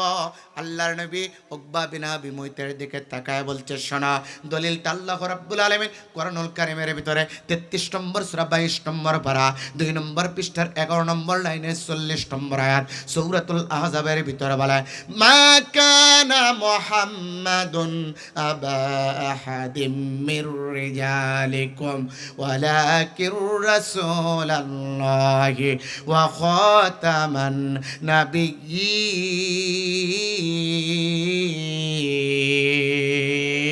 আমার আল্লাহ ঘোষণা করে দিয়েছে, ও নবী আপনি শেষ নবী, আপনার পরে কোন নবী আসবে না। যখন আল্লাহর নবী ঘোষণা করেছে, নজর ইবনে হারিস বলছে, মুহাম্মদ বুঝলাম তুমি শেষ নবী, কিন্তু তোমার কাছে 3টা প্রশ্ন রাখবো, যদি প্রশ্নের উত্তর দিতে পারো কথা দিলাম তাওহীদের অমীয় কালেমা পড়ে তোমার হাতে হাত রেখে মুসলমান হয়ে বাড়ি ফিরে যাব। আল্লাহর নবী বলে, মা সুআলুকুম, ও যুবকগুলো বলো বলো তোমাদের প্রশ্ন কি? এইবার উকবা বিন আবি মুয়িত নজর ইবনে হারিস বলছে, ও মুহাম্মদ, 1 নাম্বার প্রশ্ন হলো অতীতকালীন বিস্ময়কর ঘটনা। কোন সে ঘটনা যে ঘটনায় যুবকগুলো আটকা পড়েছিল, ওই ঘটনা বর্ণনা করো। 2 নাম্বার কোন সে বাদশা যে সারা পৃথিবী ঘুরেছিল। 3 নাম্বার হলো রূহ বা আত্মা কি, আল্লাহর পক্ষ থেকে গোপন যোগাযোগ করে ওহির মাধ্যমে যদি জানায় দাও কথা দিলাম তাওহীদের কালিমা পড়ে তোমার হাতে হাত রেখে মুসলমান হয়ে ঘরে ফিরে যাবা। আল্লাহর নবী শুনলেন, শোনার পর বলছে, আল্লাহর নবী চক্ষু 2টা বন্ধ করে আছে। ফখরুদ্দিন ইমামে ফখরুদ্দিন রাজি বলেন, আল্লাহর নবী কোন প্রশ্নের উত্তর যদি নবীর কাছে জানা না থাকতো, আল্লাহর নবী চক্ষু 2টা বন্ধ করে দিতেন। কিন্তু আল্লাহ পাক নবীকে এমন পাওয়ার দিয়েছেন, 2টা চক্ষু বন্ধ করার সঙ্গে সঙ্গে ওই 2টা চক্ষুর কানেক্টেড আল্লাহর আরশে আজিমের গোড়ায় হয়ে যেত। আল্লাহর নবী চক্ষু 2টা বন্ধ করেছে, জুবাব আরশে আজিম থেকে আসে না। আল্লাহর নবী এবার 2 জনকে বলল, তোমাদের এই 3টা প্রশ্নের উত্তর আগামীকাল দেব। কিন্তু বিশ্বনবী এই প্রশ্নের উত্তর দিতে যে আল্লাহর নবী বলে নাই ইনশাআল্লাহ দেব, আল্লাহর নবী ইনশাআল্লাহ বলতে ভুলে গেলেন। আল্লাহর নবীকে 3টা প্রশ্ন করে উকবা বিন আবি মুয়িত আর নজর ইবনে হারিস চলে গেলে। যাওয়ার পর আবু জেহেলকে বলছে, 3টা প্রশ্ন করে আসলাম, মুহাম্মদ যদি উত্তর দিতে পারে মুহাম্মদ সত্য নবী, আর মুহাম্মদ সত্য নবী হবে যখন মুহাম্মাদের বিচার শুরু করা হবে তখন। তার আগে মুহাম্মাদের বিচার করার দরকার নাই, হত্যা করার চিন্তা করার দরকার নাই। কেন? মিথ্যার দাবত ক্ষণস্থায়ী, সত্যের দাবত চিরস্থায়ী। মুহাম্মদ যদি মিথ্যা হয়, যতই দাওয়াত দেয়, এক সময় মুহাম্মাদের দল ভেঙে যাবে। সুতরাং সত্য নবী হলে মুহাম্মাদের দল স্থায়ী হবে, আর মুহাম্মদকে যদি হত্যা করতে পারে ওই দলটা বিদায় নেবে। পরিকল্পনা করলো মুহাম্মদের কাছে আগামীকাল চলে যাব, 3টা প্রশ্নের উত্তর নেব। আবু জেহেল বলল, ঠিক আছে। এইবার আগামীকাল পরিকল্পনা আল্লাহর নবীর কাছে আসলেন। আল্লাহর নবী হাতিমে কাবার কাছে আছে, পিঠটা লাগায় আছে। বিশ্বনবীর প্রশ্নের উত্তর জানা নাই। নজর ইবনে হারিস ডাক দিয়ে বলে, মুহাম্মদ, ও মুহাম্মদ বলো বলো প্রশ্নের উত্তর দাও। আল্লাহর নবীর প্রশ্নের উত্তর জানা নাই। আল্লাহর নবী প্রশ্নের উত্তর দিতে পারলেন না। বিশ্বনবীর উত্তর জানা নাই, আল্লাহ পাক যত ওহী নাজিল করে নাই। বিশ্বনবী যখন দিতে পারলেন না উত্তর, চারদিকে এসে উকবা বিন হারিস আর উকবা বিন আবি মুয়ত আর নজর ইবনে হারিস চারদিকে এসে স্লোগান তোলে, হই হই রই রই মুহাম্মাদের জিব্রাইল গেল কয়। গত 16টা বছর এই জালিমগুলো ওই উকবা বিন আবি মুয়তের উত্তর সেরা স্লোগান তুলেছিল, হই হই রই রই হুজুররা গেল কয়। ঠিক কি না? উকবা বিন আবি মুয়ত স্লোগান তুলেছিল, হয় হয় রয় রয় মুহাম্মাদের শয়তান জিব্রাইল গেল কই। আল্লাহর নবী এই কথাগুলি শুনতেছিলেন। বিশ্ব নবীর চোখ দিয়ে দর দর করে পানি পড়তেছিল। হাটে ঘাটে পথে প্রান্তরে সব জায়গায় স্লোগান তুলতেছে, হয়ে হয়ে রয় রয় মুহাম্মদ গেল কয়, মুহাম্মাদের শয়তান জিব্রাইল গেল কয়। আল্লাহর নবী বারবার কাঁদতেছিলেন। আল্লাহ রাব্বুল আলামিন এই দৃশ্য দেখলেন। দৃশ্য দেখার পর জিব্রাইলকে ডাক দেয়, ও জিব্রাইল, যাও রে জিব্রাইল, যাও যাও যাও, আমার বন্ধুকে বিপদে ফেলানোর জন্য, আমার বন্ধুকে অপদস্থ করার জন্য ওরা স্লোগান তুলেছে, আমার নবীর চরিত্র হনন করার জন্য, কালিমা লেখার জন্য ওরা পরিকল্পনা গ্রহণ করতেছে। আমি জানি এমন একটা সিদ্ধান্ত হবে, এমন একটা পরিস্থিতি কায়েম হবে, এই জন্য তামাম পৃথিবী সৃষ্টির 50,000 বছর পূর্বে লাউহে মাহফুজের কলম দ্বারা বাইতুল ইজ্জা নামক স্থানে একটা সূরা লিখেছিলাম। সূরাটির নাম হলো সূরাতুল কাহাফ। এর ভিতরে আয়াত দিয়েছিলাম 110টি, রুকু দিয়েছিলাম 12টি, শব্দ দিয়েছিলাম 1579টি, অক্ষর দিয়েছিলাম 7360টি, জবর দিয়েছিলাম 2541টি, জের দিয়েছিলাম 878টি, পেশ দিয়েছিলাম 683টি।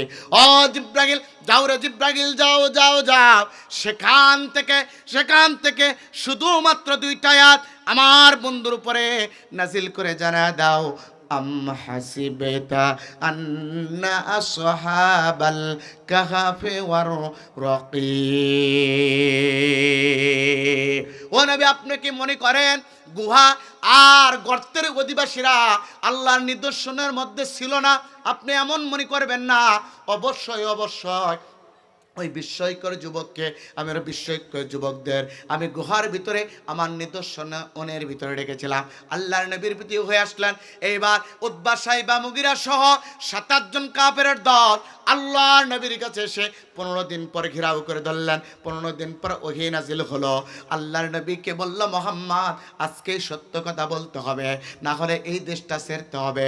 তুমি মিথ্যা বলতেছো, তুমি সত্য নবী না, তোমার কাছে জিব্রাইল আসে না। যদি জিব্রাইল আসতো তাহলে সত্য কথা বলতে পারতে, ওহীর মাধ্যমে জানাতে পারতে। আল্লাহর নবী চক্ষু 2টা বন্ধ করে আছে। জিব্রাইল আসলে ডাক দেবে, ইয়া রাসূলুল্লাহ, ইয়া হাবিবাল্লাহ, আপনি চিন্তা করবেন না, তাম পৃথিবী সৃষ্টির 50,000 বছর পূর্বে লাউহে মাহফুজের কলম দ্বারা বাইতুল ইজ্জা নামক স্থানে আমার আল্লাহ সূরা লিখেছে, সূরাতুল কাহাফ। এখান থেকে আল্লাহ পাক 9-10 আয়াত আপনার প্রতি নাজিল করে দিয়ে আপনাকে জানায়া দিচ্ছে আমার আল্লাহ ওই গুহাবাসীর ভিতরে যে যুবকরা ছিল ওটা আল্লাহর জানা আর আল্লাহর অনুগ্রহের ভিতরেই তারা ছিল। আয়াত নাজিল হয়ে গেল। আয়াত যখন নাজিল হয়ে গেল, আল্লাহর নবী মুহাম্মদ সাল্লাল্লাহু আলাইহি ওয়াসাল্লাম দৃঢ় কণ্ঠে যখন তাদেরকে উত্তর দিলেন, আল্লাহর নবীর সাহাবারা উল্টা দিকে এইবার স্লোগান তুলল, হয় হয় রয় রয়, উত্তর নিবি কিনা মুহাম্মাদের কাছে চল। আল্লাহু আকবার। সুতরাং আমরা দেখেছি আমাদেরকে স্লোগান তুলেছিল, হয় হয় রয় রয় হুজুররা গেল কয়, আমরাই বলি হয় হয় রয় রয় জালিমরা গেল কয়। ঠিক কিনা? কেন ওই সময় আমরা বলেছিলাম, পালা রে পালা, জলদি পালা, নইলে তোদের গলে জুতার মালা। ওঠে নাই? হ্যাঁ, বঙ্গবান্দরের গলার উপরে জুতা ওঠে নাই? পালা রে পালা, জলদি পালা, নইলে তোদের গলে জুতার মালা। হুজুর আসছে, বাতিল তো কাঁপছে, হুজুর আসছে, বাতিল তো কাঁপছে, এবার হবে প্রতিশোধের পালা। পালা রে পালা, জলদি পালা, নইলে তোদের গলে জুতার মালা। আমরা ওই সময় বলেছিলাম পালা, যদি না পালা জুতার মালা উঠবে। একটা বছরে যায় নাই, ওই কথা আলিমদের সত্য হয়েছে, এদের গলায় জুতার মালা উঠেছে। দিল্লি পালাতে এরা বাধ্য হয়েছে, ঠিক কিনা?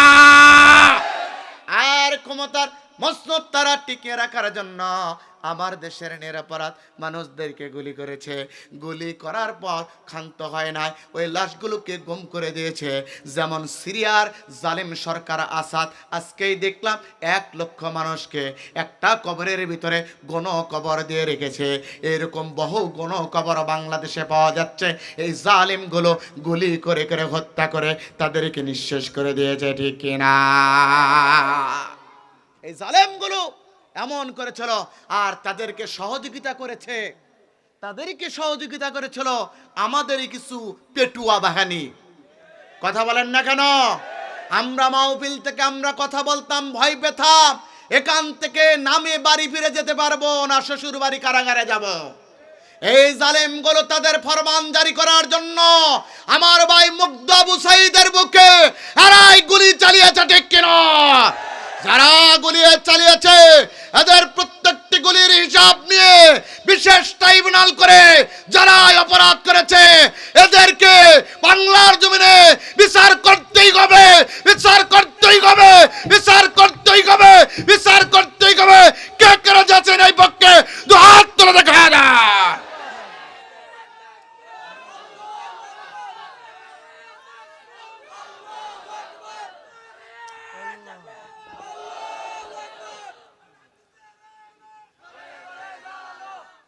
সম্মানিত ভাইরা, এরা সব সময় আমাদের বুকের উপরে গুলি চালিয়েছে, ঠিক কিনা? আরা কোনো প্রকার পরোয়া করে নাই কদিন পর কি হবে। এ আমার ভাই, এ আমার বোন, এ আমার আত্মীয় স্বজন, এ আমার মুসলমান ভাই, পরিশেষে তার বুকে গুলি চালায় নাই, এরা পরোয়া করে নাই, ঠিক কিনা? আমার টাকায় কেনা গলি আমার বুকে মারে পুলিশ। সকলে আমার টাকায় কেনা গলে আমার বুকে মারে। আমার ভাবতে বড় অবাক লাগে, আমার ভাবতে বড় অবাক লাগে, বুঝাই কেমন করে। আমার টাকায় কেনা গলে আমার বুকে মারে পুলিশ, আমার টাকায় কেনা গলে, সকলে আমার বুকে মারে পুলিশ। আপনারা পারেন না? সকলে বলা লাগবে, আমার টাকায় কেনা গলে আমার বুকে মারে পুলিশ। আমার ভাবতে বড় অবাক লাগে, আমার ভাবতে বড় অবাক লাগে, ঘুমাই কেমন করে। আমার টাকায় কিনা গলে আমার বুকে মারে পুলিশ, আমার টাকায় কিনা গলে আমার বুকে মারে। কি অপরাধ ছিল আবু সাঈদের, দিয়েছিল বুক পেতে, ন্যায্য দাবি আদায় করতে গিয়েছিল রাজপথে। কি অপরাধ ছিল আবু সাঈদের, দিয়েছিল বুক পেতে, ন্যায্য দাবি আদায় করতে গিয়েছিল রাজপথে। আমি শহীদি মায়া করুণ কান্না,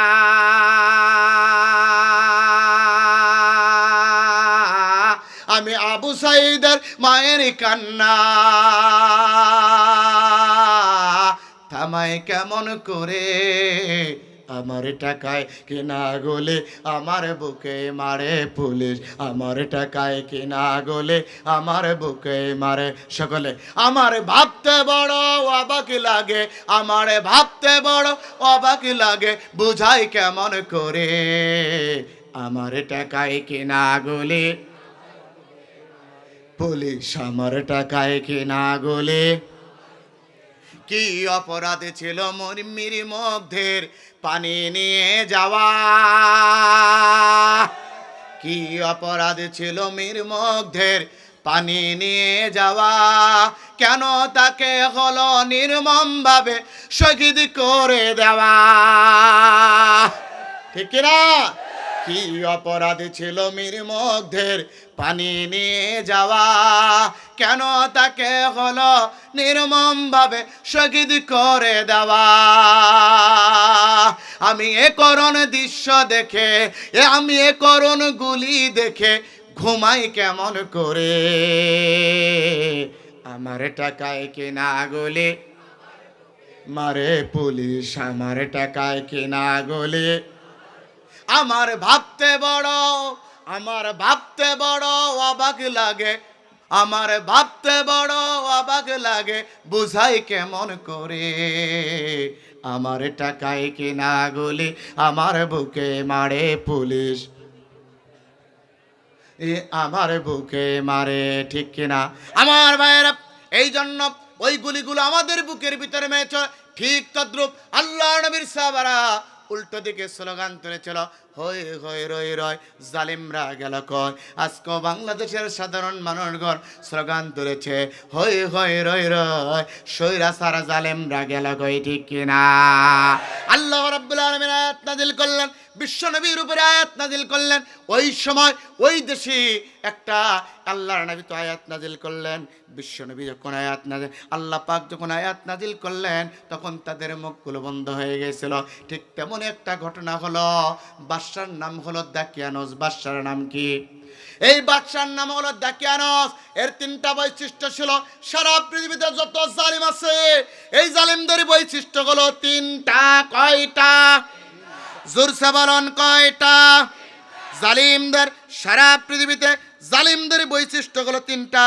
এক নাম্বার জালিমরা, এক নাম্বার ওরা হলো জালিম হয়, দুই নাম্বার ওরা নিষ্ঠুর হয়, তিন নাম্বার হলো মূর্তি পূজক হয়। এমনও জালিম নিষ্ঠুর মূর্তি পূজক বাংলাদেশে ছিল কি ছিল না? কতটুকু জালিম দেখেন, কতটুকু জালিম আপনারা মনে করবেন। যারা কোরআনের আন্দোলন করেছে, ইকামতের পক্ষে থেকেছে, কোরআনের পক্ষে থেকেছে, দিনের দাওয়াত দিয়েছে, এই অপরাধে জুডিশিয়াল কিলিং করে ওই ব্যক্তিদেরকে ফাঁসির মঞ্চে নিয়েছে। এমনকি তাদের সন্তানদেরকে, বাবাকে ফাঁসির মঞ্চে নেওয়ার পর তাদের সন্তানকে আইনা করে বছরের পর বছর বন্দি করে রেখেছে। এটা জালিম ছাড়া অন্য কেউ করতে পারে না, ঠিক কিনা? এগুলো সত্য না মিথ্যা? দুই নাম্বার হলো নিষ্ঠুর। একজন স্বৈরা শাসকের বৈশিষ্ট্য নিষ্ঠুর হয়। কি রকম নিষ্ঠুর?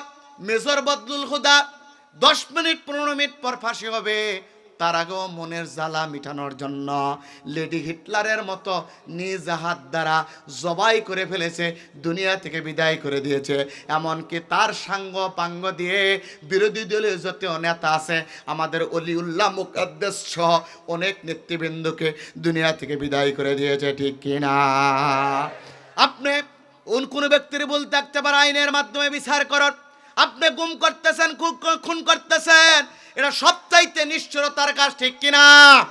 তিন নাম্বার, এরাও ছিল জালিমদের বৈশিষ্ট্য হলো মূর্তি পূজক। এরাও ছিল চূড়ান্ত মূর্তি পূজক। রাস্তাঘাটে, বাড়ি বাড়ি, পথে প্রান্তরে এমন কোনো জায়গা নাই যেখানে তাদের আব্বার মূর্তি বানানো হয় না। ঠিক ঠিক জোরা বলুন, ঠিক ঠিক নাকি? আপনারা মনে রাখেন, জাতির লোকরা এরা ফিরআউনের উত্তরসূরি হয়ে, হামানের উত্তরসূরি হয়ে, নমরুদের উত্তরসূরি হয়ে, কানুনের উত্তরসূরি হয়ে জগদ্দল পাথরের মতো জাতির মাথার উপরে বসে, জাতির মাথার উপরে বসে আল্লাহর কোরআনের মাহফিলে 144 জারি করে, নাস্তিকবাদী শিক্ষা ব্যবস্থা চালু করে, রাস্তার মোড়ে মোড়ে শেখ মুজিবের মূর্তি নির্মাণ করে আল্লাহর কোরআন আর কোরআন আন্দোলনের মানুষদেরকে এরা নিষিদ্ধ করেছিল, ঠিক কিনা? আল্লাহ সেখান থেকে এদেরকে এক ধাক্কা দিয়েছে, এরা পিছনের দরজা দিয়ে পালাতে বাধ্য হয়েছে। আর কোনদিন টেকনাফ থেকে তেতুলিয়া, রূপসা থেকে পাতুরিয়া, সুন্দরবন থেকে বান্দরবন পর্যন্ত 1,47,570 বর্গ কিলোমিটারে বাংলাদেশে এদেরকে জায়গা দেওয়া হবে না, হবে না, হবে না, হবে না।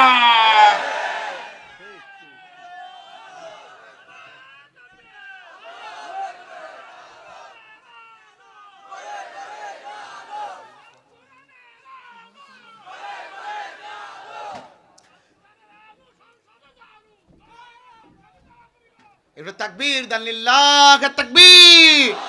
আল কোরআনের আলো সংসদে জালো। যারা বলছেন আল কোরআনের আলো ঘরে ঘরে জালো, এই স্বাধীনতার পর থেকে আপনারা আল কোরআনের আলো ঘরে ঘরে জ্বালাইছেন।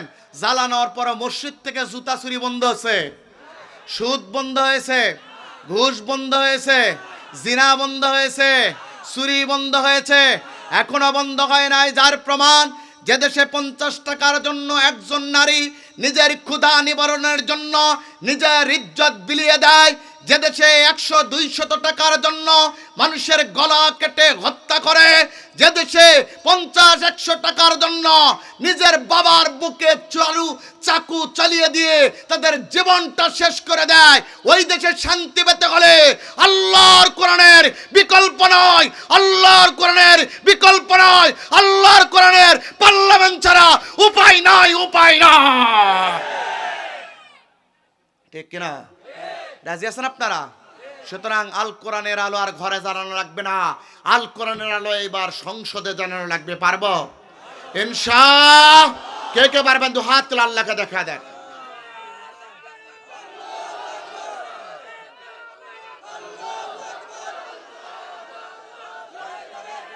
আল্লাহু আকবার। হাত নামান। আমার ভাইরা, এই মাহফিল আজকে পণ্য, প্রত্যেক ব্যক্তি আমার মালিকের কাছে ওয়াদাবদ্ধ, আল কোরআনের আলো আর ঘরে জ্বালাবো না, ইসলামপন্থীদের মাধ্যমে সংসদে জ্বালাবো ইনশাআল্লাহ। সম্মানিত ভাইরা, বাদশার নাম হলো দাকিয়ানুস, বৈশিষ্ট্য ছিল 3টা। 1 নম্বর হলো জালিম, 2 নম্বরে হলো নিষ্ঠুর, 3 নম্বরে হলো স্বৈরাচার। তামাম পৃথিবীর যত স্বৈরাচার আছে তাদের বৈশিষ্ট্য হয় 3টা। 1 নম্বর হলো জালিম, 2 নম্বর হয় নিষ্ঠুর, আর 3 নম্বর হয় মূর্তিপূজক। আপনি মিশরের দিকে তাকান, আপনি সিরিয়ার দিকে তাকান। এই যে সিরিয়ার দিকে আসাদ চলে গেল, ও গণ কবর দিয়ে মানুষদেরকে দুনিয়া থেকে বিদায় করে দিয়েছে, নিষ্ঠুরতার পরিচয় দিয়েছে। এমনকি বিভিন্ন গালিব কারাগার সহ বিভিন্ন কারাগার তৈরি করে মানুষদেরকে না খেয়ে কারাগারের ভিতরে বন্দি করেছিল। তাদের একমাত্র খাবার ছিল লা ইলাহা ইল্লাল্লাহ, আর তাসবিহগুলো তাদের একমাত্র সম্বল ছিল। এটাও একটা জালিমের চূড়ান্ত রূপ। আর 3 নম্বরে এমন কোনো রাস্তা নাই, মন নাই, ঘাট নাই যেখানে আসাদের মূর্তি নির্মাণ করা হয় না। বাংলাদেশেও আপনারা দেখবেন টাকার ভিতরে ছবি, পয়সার ভিতরে ছবি, পকেটের ভিতরে ছবি, রাস্তাঘাটের ছবি, স্কুলে ছবি, মাদ্রাসায় ছবি, বিশ্ববিদ্যালয়ে ছবি, 3 রাস্তার মোড়ে ছবি, এমনকি পায়খানার ভিতরে বাপের ছবি ছিল। ঠিক কিনা? মনে হয় গোটা দেশ একটা নমরুদের দেশে পরিণত হয়েছিল, কথা বলার কেউ ছিল না। ঠিক কিনা? আর ওই সময় নাকি ভালো ছিল? ওই সময় ভালো ছিল? ভালো ছিল? ওই সময় ভালো ছিল না। কিছু ব্যক্তি আমাদেরকে বলতেছে, হুজুর ওই সময় আমাদের ভালো ছিল। আমি বলি, আপনি তো বলবেন কেন, ওই সময় আপনি মাল কামাইছেন। ঠিক কিনা? আগে কি সুন্দর মাল কামাইতাম, আগে কি সুন্দর মাল কামাইতাম। টেন্ডার যখন হয়তো আপামোদের ডাকতো, টেন্ডার যখন হয়তো আপামোদের ডাকতো, উন্নয়নের নামে সবই লুইটা খাইতাম। আগে কি সুন্দর মাল কামাইতাম, আগে কি সুন্দর মাল কামাইতাম। কেন টেন্ডার হলে অন্য কোনো দলের ছিল? কে নিছে? আপার সন্তানরা। এই জন্যই ওরা বলে আগে কি সুন্দর দিন কাটাইতাম। কি করতো? আমরা বলি আগে কি সুন্দর মাল কামাইতাম, আমরা আগে কি সুন্দর মাল কামাইতাম। টেন্ডার যখন হয়তো আপামোদের ডাকতো, টেন্ডার যখন হয়তো আপামোদের ডাকতো, উন্নয়নের নামে সবই লইটা খাইতাম। আগে কি সুন্দর মাল কামাইতাম আমরা, আগে কি সুন্দর টাকা কামাইতাম। পাইপ গান, মেশিন গান, গানেরই তুফান, পাইপ গান, মেশিন গান, গানেরই তুফান, লইয়া শর্ট গান মিছিল করিতাম। আগে কি সুন্দর টাকা কামাইতাম আমরা, আগে কি সুন্দর পয়সা কামাইতাম। ঠিক কিনা? হিন্দু বাড়িতে পূজা যখন হয়তো আমরা সবাইকে গিয়ে মূর্তি ভাঙিতাম। তদন্তের কি দরকার? আমরা তো সরকার। তদন্তের কি দরকার? আমরা তো সরকার। তদন্তের কি দরকার? হাসিনা সরকার। তদন্তের কি দরকার? আওয়ামী লীগ সরকার। বিএনপি জামাত রে ফাইসা দিতাম। আগে কি সুন্দর মাল কামাইতাম আমরা, আগে কি সুন্দর টাকা কামাইতাম। ওরাই বলতেছে আগেই ভালো ছিল। সম্মানিত ভাইরা, মনোযোগ আছে আপনাদের? পরীক্ষা করব, মনোযোগ আছে? মনোযোগ আছে? মনোযোগ আছে? কে কে ঘুমাচ্ছেন হাত তোলেন।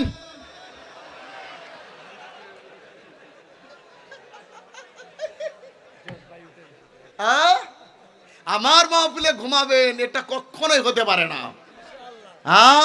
আমি যতক্ষণ থাকবো আমি যা বলবো আপনাকে বলিও নেব, কেন কোরআন বিল কোরআন কথা, ঠিক কিনা? কিন্তু যুগের চাহিদা যা দরকার তাই দেওয়া লাগবে। সম্মানিত ভাইরা, বাদশার জালিম বাদশার বৈশিষ্ট্য কয়টা? 1 নম্বর হলো জালিম, স্বৈরাচারের বৈশিষ্ট্য হলো জালিম। 2 নম্বর হলো নিষ্ঠুর, আর 3 নম্বরে তার পরিচয় হলো মূর্তিপূজক। বিগত সময়েও ছিল এমন জালেম, নিষ্ঠুর ছিল, জালেম ছিল, আর মূর্তিপূজক ছিল। এই জন্য আল্লাহ পাক সহ্য করে নাই, ঠিক কিনা? সম্মানিত ভাইরা, এইরকম একজন জালিম বাদশা ছিল, নাম হলো দেখেন। বাচ্চা তার দেশের ভিতরে ফরমান জারি করলো, আমার দেশে থাকবে যারা মূর্তি পূজা করবে তারা, আমার দেশে থাকবে যারা মূর্তি পূজা করবে তারা। বিগত 16 বছরে বলছে আমার দেশে চাকরি করবে যারা, আমার আব্বার ছবি বিশ্ববিদ্যালয় আর মাদ্রাসাতে ঝুলাবে তারা, ঠিক কিনা? দেখেন সেই কথা বলেছিল, আমার দেশে থাকবে যারা মূর্তির কাছে মস্তক অবনত করবে তারা, আমার দেশে থাকবে যারা মূর্তি পূজা করবে তারা। স্বৈরাচার হাসিনা বলছে আমার দেশে চাকরি করবে যারা, আব্বার ছবি অফিসে ঝুলাবে যারা, ঠিক কিনা? মিলান, আমার কথা নাই, মিলিয়ে নেওয়া লাগবে। এই বৈশিষ্ট্য করেছিল। যখনই এই কথা দাকিয়ানোজ বলেছে আমার দেশে থাকবে যারা মূর্তির কাছে মস্তক অবনত করবে তারা, ওই সময় 7 জন যুবক বলছে দাকিয়ানোজ, না না না না, আলা লাহুল খলকু ওয়াল আম, সৃষ্টি যা কেবলমাত্র হুকুম চলবে তার, আলা লাহুল খলকু ওয়াল আম তাবারাকাল্লাহু রাব্বুল আলামিন। तमाम পৃথিবীর কেবলমাত্র শুধুমাত্র একমাত্র একজন সৃষ্টিকর্তা আছে। ওই সময় 5 জন যুবক আর একজন সহকারী আর একটা কুকুর, এই মোট হলো 7 জন, যাদের কথা কিতাবের ভিতরে এসেছে। ওরা সিদ্ধান্ত নিল জীবন দেব, শাহাদাত বরণ করব, তারপরও বাতিলের কাছে মূর্তির কাছে মস্তক অবনত করব না। কারণ মূর্তির কাছে মস্তক অবনত করা হলো শিরক, এটা হলো হারাম। হারাম করবে যারা চিরস্থায়ীভাবে আল্লাহর জাহান্নামে যাবে তারা। কেন আল্লাহ পাক বলেছে ওয়াল্লাযীনা লা ইয়াদউনা মা'আল্লাহি ইলাহান আখার ওয়া লা ইয়াকতুলুনান নাফসাল্লাতী হারামাল্লাহু ইল্লা বিল হক ওয়া লা ইয়াসনুন।